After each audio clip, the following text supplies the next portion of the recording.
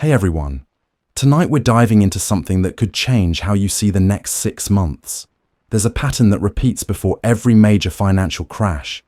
A pattern so consistent, so predictable, that once you see it, you'll wonder how you ever missed it.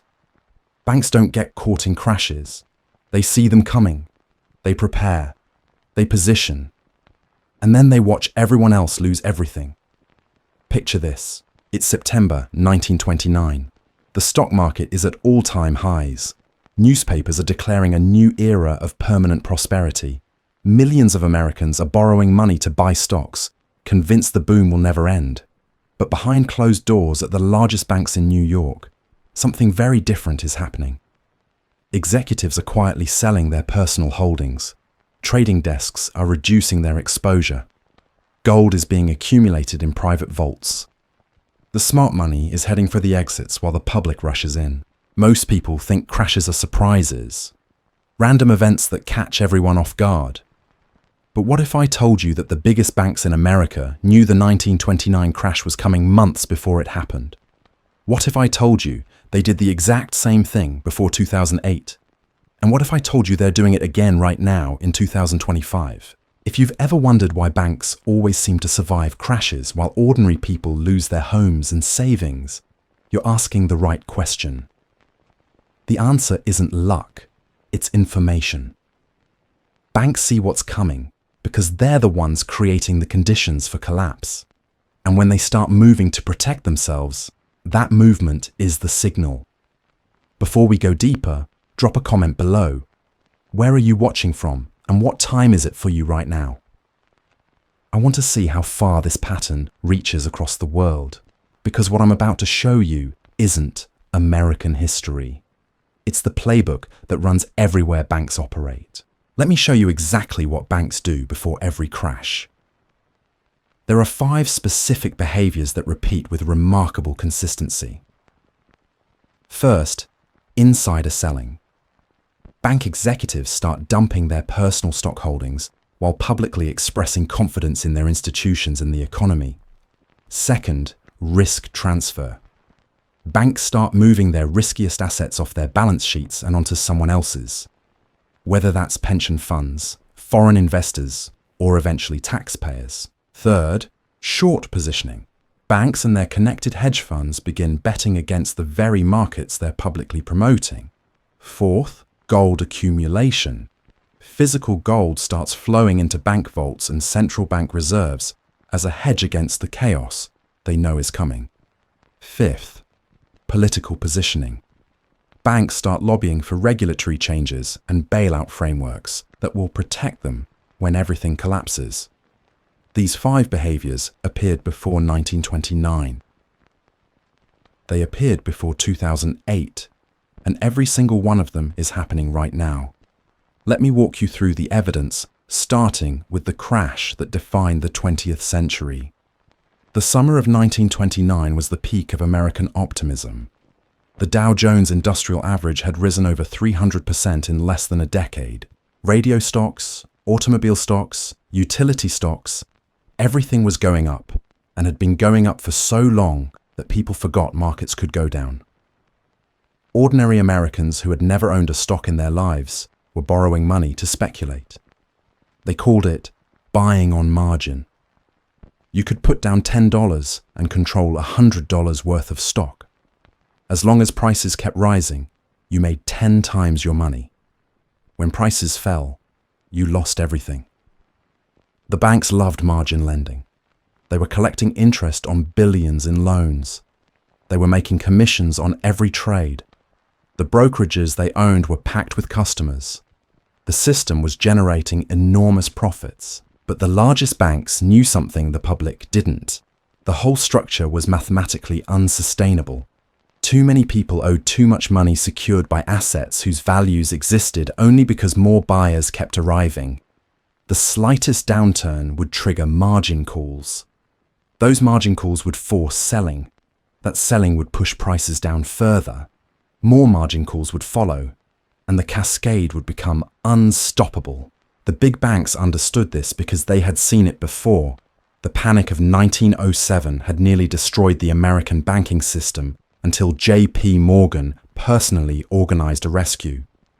The bankers who remembered 1907 knew that 1929 was 1907 on steroids. The speculation was wider, the leverage was higher, and the exposure was larger.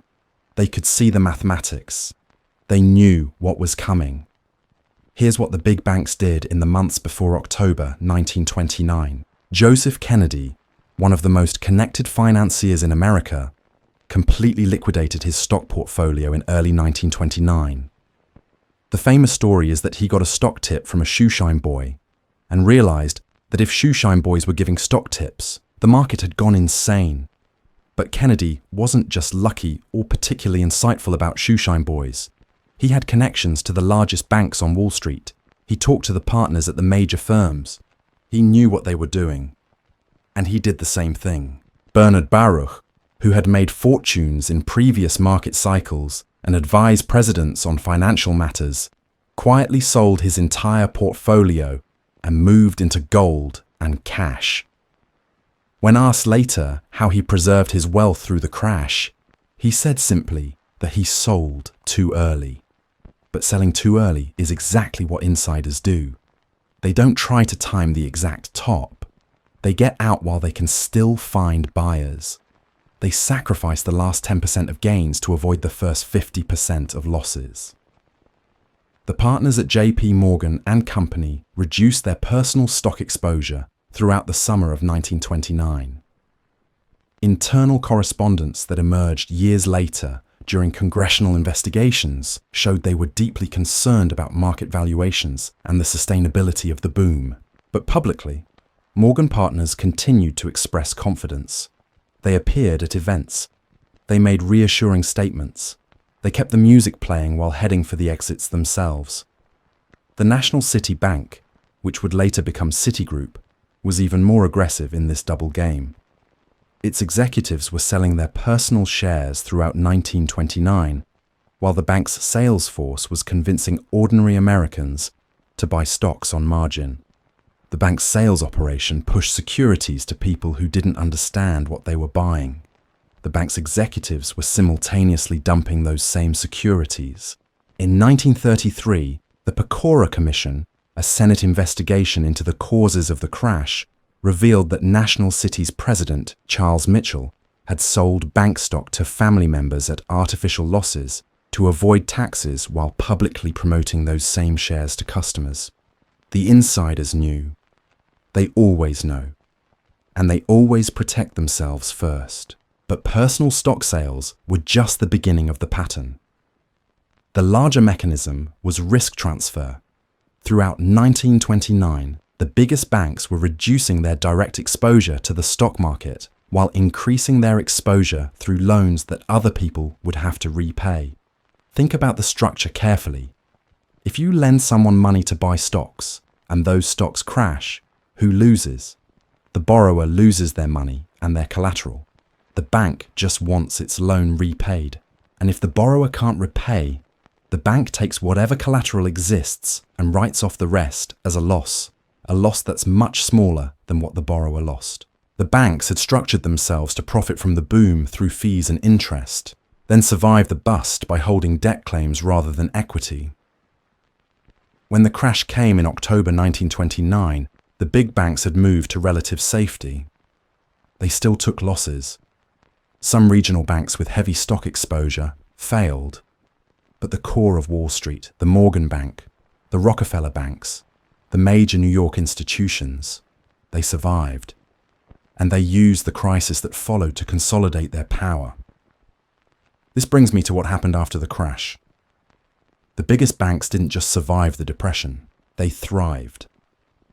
While smaller banks failed by the thousands, over 9,000 bank failures between 1929 and 1933, the largest institutions used the crisis to buy up competitors at pennies on the dollar. They acquired the deposits, the customers, and the branch networks of failed banks. They emerged from the depression bigger and more powerful than before. By 1935, the concentration of banking power in America had increased dramatically. The crash that destroyed millions of families was the best thing that ever happened to Wall Street's elite. Now let me show you why this pattern matters by examining 2008, where the exact same behaviors repeated with modern sophistication. By 2006, the American housing market had become the largest bubble in history. Home prices had doubled in less than a decade in many markets. Mortgages were being given to anyone with a pulse, with terms that made no mathematical sense. Adjustable rate mortgages with teaser rates. Negative amortization loans, where the principal actually grew over time. No documentation loans where income wasn't verified. The lending standards had collapsed completely. And Wall Street had created a machine to turn those mortgages into securities that could be sold worldwide. The structure was brilliant in its complexity. Banks and mortgage companies would originate mortgages, bundle them into securities called mortgage-backed securities, get those securities rated AAA by rating agencies paid by the banks, sell those securities to investors globally, and collect fees at every step. The banks didn't care if the mortgages were ever repaid because they had already sold the risk to someone else. This was risk transfer on a scale never before attempted. But here's what the public didn't understand at the time. The same banks selling these securities knew they were garbage. Internal emails that emerged after the crash in lawsuits and congressional investigations showed traders describing their own products as complete crap, as things that would never work, as time bombs. One Goldman Sachs trader described a deal as a shitty deal in an email. They sold it anyway. Goldman Sachs created mortgage securities, sold them to clients as good investments, and then bet against those same securities using credit default swaps. They were literally profiting from products they knew would fail. When the securities collapsed, Goldman made money on both ends. The fees from creating and selling them, and the profits from betting they would fail. This was the short positioning behavior, but taken to an extreme that would have shocked even the insiders of 1929. The insider selling before 2008 was even more blatant than 1929. Angelo Mozilo, the CEO of Countrywide Financial, the largest mortgage lender in America, sold over $140 million in personal stock between 2006 and 2007. He was exercising stock options and selling shares every month, systematically reducing his exposure, while his company was originating the toxic mortgages that would trigger the crisis. While he was selling, Countrywide was still promoting home ownership, still encouraging people to take out mortgages, still claiming the housing market was strong. The Securities and Exchange Commission later charged him with fraud. He paid a $67 million fine and admitted no wrongdoing. That's how it works when you're connected enough. At Bear Stearns, executives were selling stock while assuring investors the firm was stable. In March 2008, just days before the firm collapsed and was sold to JP Morgan for a fraction of its former value, Bear Stearns executives were still claiming the firm had adequate liquidity. They were lying. They knew they were lying. And the executives who had sold stock in prior months avoided the losses that destroyed ordinary shareholders. At Lehman Brothers, the pattern was identical. At Merrill Lynch, which was sold to Bank of America as it teetered toward failure, executives had been selling for months. At AIG, the insurance giant that would require $182 billion in government bailout, executives had reduced their personal exposure before the collapse became public. At virtually every institution that would later fail or require bailout, the insiders were getting out while telling the public to stay in. If this is opening your eyes to how the system really works, do me a solid. Smash that like button if you're seeing the pattern for the first time. And subscribe, because we're exposing what they don't want you to know. Your support keeps this content alive. The short positioning before 2008 was historic in scale. John Paulson, a hedge fund manager with close connections to Wall Street banks, made $15 billion betting against the housing market. But he didn't just bet against the market generally. He worked with Goldman Sachs to create securities specifically designed to fail so he could bet against them. Goldman called this program Abacus. They created mortgage securities filled with the worst loans they could find, got them rated AAA, sold them to pension funds and foreign banks as safe investments, while Paulson shorted them. When the securities collapsed exactly as designed, Paulson made billions, Goldman made fees, and the buyers, including pension funds managing retirement savings for teachers and firefighters, lost everything. The SEC eventually charged Goldman with fraud over abacus. Goldman paid a $550 million fine, one of the largest in SEC history, and admitted no wrongdoing. The fine was less than Goldman made in a single quarter. It was the cost of doing business. Paulson was never charged with anything. He had simply made a bet that he had helped construct to ensure he would win. The gold accumulation before 2008 is less discussed, but equally revealing. Central banks around the world began increasing their gold reserves starting in 2005. After decades of selling gold and dismissing it as a barbarous relic, central banks quietly reversed course. The trend accelerated through 2006 and 2007. They were positioning for a crisis they could see coming while their public statements remained reassuring. Gold would rise from around $600 an ounce before the crisis to over $1,900 by 2011. Those who accumulated early multiplied their wealth. The political positioning before 2008 was perhaps the most revealing of all. In 2004, the Securities and Exchange Commission changed its net capital rule under intense pressure from the largest investment banks. Henry Paulson, then the CEO of Goldman Sachs, personally lobbied for the change. The net capital rule had limited how much leverage banks could use. It was a safety mechanism, a limit on risk. After the change, banks like Bear Stearns and Lehman Brothers increased their leverage from 12 to 1 all the way to 30 to 1 or higher. They had lobbied for the ability to take more risk. They got that ability. They used it to generate enormous short-term profits. And then they used taxpayer money to survive when the risk blew up. Here's the punchline. Henry Paulson, who as Goldman's CEO had lobbied for the rule change that enabled the crisis, became Treasury Secretary in 2006. When the crisis hit in 2008, he was the one deciding which banks got bailed out and which didn't. Goldman Sachs got $10 billion in TARP funds plus billions more through the AIG bailout.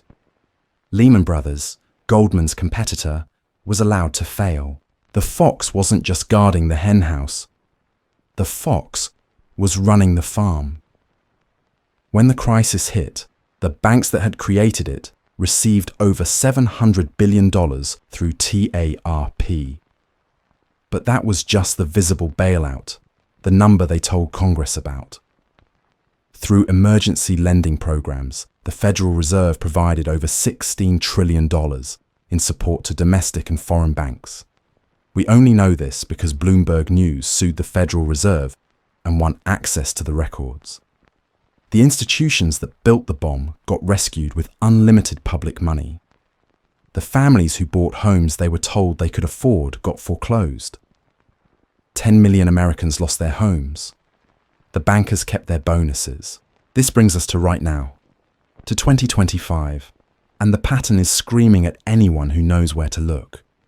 Let's start with insider selling, the first behavior in the pattern.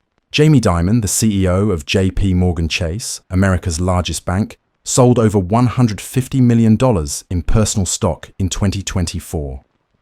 This was his first major sale in his entire career running JP Morgan, a career that spans over 2 decades. Think about the significance of that. The man who has run America's most important bank through multiple crises, who held his stock through 2008, through the European debt crisis, through COVID, through every panic of the last 2 decades, suddenly decides now is the time to sell. Not a small amount, $150 million. What does he know that you don't? But Jamie Dimon isn't alone in this behavior. Bank of America executives have been selling at elevated rates. Goldman Sachs executives have been selling. Morgan Stanley executives have been selling.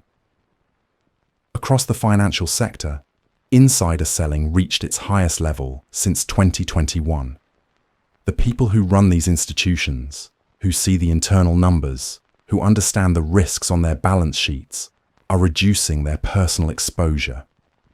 This is the 1929 pattern. This is the 2008 pattern. And it's happening right now. The risk transfer in 2025 is happening through mechanisms most people don't understand, because the mechanisms are designed to be opaque. Banks are sitting on over $600 billion in unrealized losses on their bond portfolios. When interest rates rose rapidly in 2022 and 2023, the bonds banks had bought when rates were low lost market value. A bond paying 2% isn't worth as much when new bonds pay 5%. Simple math. Massive implications. But accounting rules let banks pretend these losses don't exist as long as they classify the bonds as held to maturity and don't sell them. The losses are completely real. If the banks tried to sell those bonds today, they would realize those losses immediately.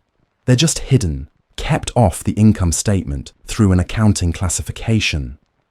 This is exactly the kind of hidden fragility that preceded both 1929 and 2008. Silicon Valley Bank didn't hide their losses well enough. When depositors, mostly tech companies who talk to each other, realized the bank had massive unrealized losses and started demanding their money, SVB had to sell bonds at a loss to meet withdrawals. The losses they had hidden became visible. The losses revealed insolvency. The bank collapsed in 48 hours, the second largest bank failure in American history. First Republic Bank followed within weeks. Signature Bank followed. The regional banking crisis of 2023 was a preview of systemic fragility, and the response was immediate bailout. All depositors were made whole, including those with millions above the $250,000 insurance limit, using public money through the FDIC and Federal Reserve. The explicit rules of deposit insurance were thrown out to prevent panic. Emergency facilities were created overnight.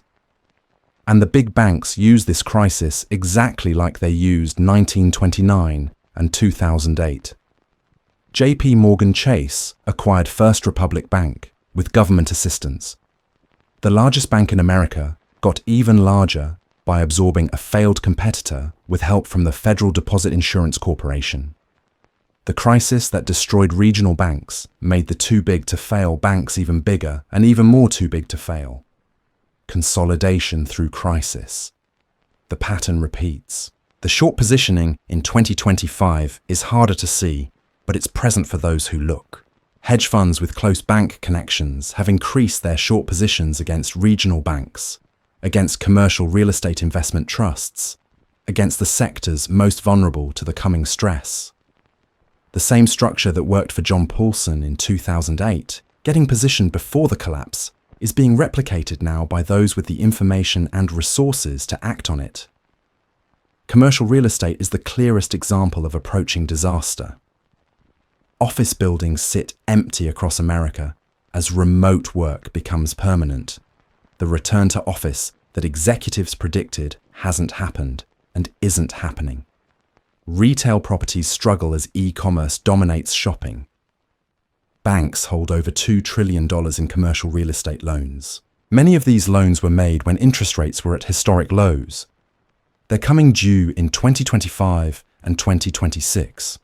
Borrowers who took loans at 3% interest now face refinancing at 7% or higher. Many won't be able to refinance at rates that make their properties viable. They'll default.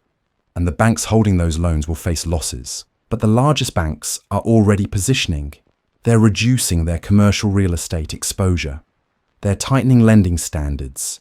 They're preparing for a wave of defaults that they know is coming because they can see their own loan books. The regional banks that can't move as fast, that don't have the resources to reduce exposure, will take the losses. The big banks will survive and consolidate, just like always. The gold accumulation pattern is unmistakable. Central banks worldwide bought more gold in 2022 and 2023 than in any year since records began in 1950. China has been buying, Russia has been buying, India has been buying, Poland, Singapore, Turkey. The list of countries accumulating gold reads like a roster of nations preparing for dollar instability and financial chaos. Gold has risen from around $1,800 an ounce to over $2,700. The central banks that accumulated early have seen massive gains. They're still buying. Private banks are also accumulating physical gold for their wealthiest clients. Vault space in London, Zurich, and Singapore is reportedly at a premium. High net worth individuals are being advised to hold physical gold outside the banking system. The same behavior we saw before 1929, the same behavior we saw before 2008, is happening now at an even larger scale. The smart money is hedging against something. The political positioning in 2025 is aggressive and visible if you follow banking lobbying. Banks lobbied intensely to delay Basel III capital requirements that would have forced them to hold more reserves against potential losses. They succeeded. The requirements that were supposed to take effect have been pushed back. Banks fought against stricter regulation of their bond portfolios after the SVB collapse. They largely won. The accounting rules that hide $600 billion in losses remain intact. The Federal Reserve created the Bank Term Funding Program in 2023, allowing banks to borrow against their underwater bonds at full face value, ignoring market losses entirely. This is accounting fiction enabled by central bank policy. The losses exist. They're just being papered over with Fed support. Banks can borrow as if their bonds were worth 100 cents on the dollar when the market would only pay 80 cents. When that support eventually ends, the losses will become visible. But by then, the insiders will have positioned themselves for whatever comes next. Here's what all of this means for you personally. The pattern is clear and present. Bank executives are selling their stock. Risk is being transferred from banks to the public through hidden losses and implicit guarantees. Short positions are building in vulnerable sectors. Gold is being accumulated at record rates by those who can afford to hedge.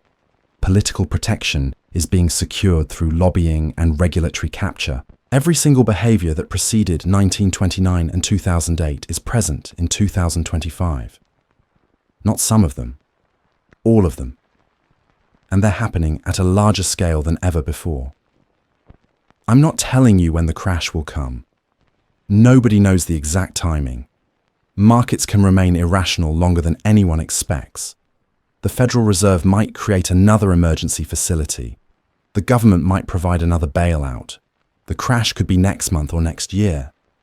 But I am telling you that the same people who saw 1929 coming, the same people who saw 2008 coming, are acting as if something is coming now. The question isn't whether they know something. The question is what you're going to do with this information. The insiders will be fine. They're always fine. They have the information, the connections, and the resources to protect themselves. The question is whether you'll be caught like the margin buyers of 1929 who lost everything. Whether you'll be caught like the homeowners of 2008 who were foreclosed while bankers got bonuses. Or whether you'll see the pattern and act before the crash instead of after. Understanding this pattern doesn't give you perfect protection.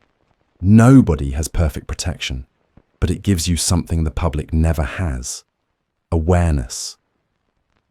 When the next crisis hits, and eventually it will because the math always catches up with the leverage, you won't be wondering what happened. You won't be shocked that banks survived while ordinary people suffered. You'll recognize it as the latest iteration of a pattern that's been running for nearly a century. Banks create the conditions for instability. Banks profit from the boom. Banks see the bust coming. Banks position for survival. Banks get bailed out. Banks consolidate. Everyone else pays. The 5 behaviors are your signal. Watch what bank executives do with their personal money, not what they say on television. Watch where risk is being transferred and ask yourself who's being left holding the bag. Watch who's betting against what and whether those bets seem to have inside information. Watch where physical gold is flowing and who's accumulating. Watch what banks are lobbying for, especially the regulatory changes they want most urgently before something breaks. These behaviors are visible if you know where to look. They're reported in SEC filings that anyone can read. They're documented in central bank statistics that anyone can find. They're described in lobbying disclosures that are public record. The information is there. It's just not assembled into a coherent picture by the financial media, because the financial media depends on access to banks. They won't bite the hand that feeds them interviews and advertising. But you can assemble the picture yourself now. You know what you're looking for. You know the pattern. And knowing the pattern is the only advantage available to those of us outside the inner circle. History isn't over. The pattern isn't finished. It's running right now in real time, with your money, your savings, your retirement, your future. The banks are positioning. The question is whether you see it in time to position yourself. Watch what they do. Ignore what they say. And remember that in every crash in history, the insiders moved first. That's how they stay insiders. The rest of us only see the pattern afterward, in the wreckage, wondering how we missed what was right in front of us the whole time. Now you see it. What happens next is up to you.